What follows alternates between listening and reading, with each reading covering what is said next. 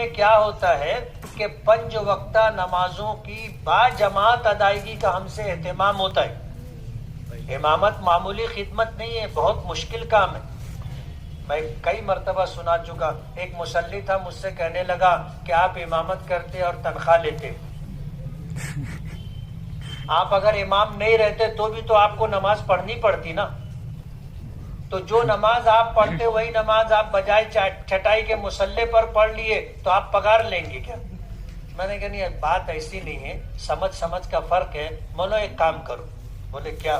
میں نے کہا تم مہینے بھر 5 وقت کی نماز ہمارے مؤذن صاحب کے بازو میں پہلی صف میں پڑھو، جو پگار ملے گی وہ تم لے لینا،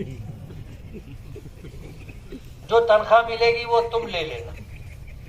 اب گفتگو کے بعد پہلی نماز میں وہ تھا مؤذن کے بازو، میں بھی اس کو ایسے گھوم کے دیکھا.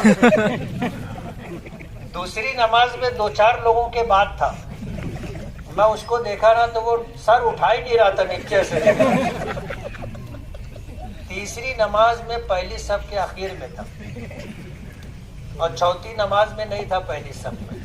اب ہمارے یہاں سہولت یہ ہے کہ نماز پڑھائے، سلام پھیرے، دعا کیے، نکل کے میں مدرسے میں چلے جاتے، اور وہاں سے دروازہ ہے، میں بھی صحن میں آ کر کے کھڑا ہو گیا اس کا استقبال کرنے.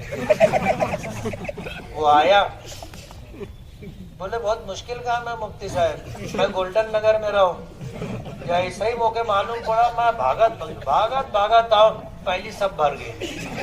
بولا اب تورا کہاں بولنا ہے؟ بولے کم پگار دے.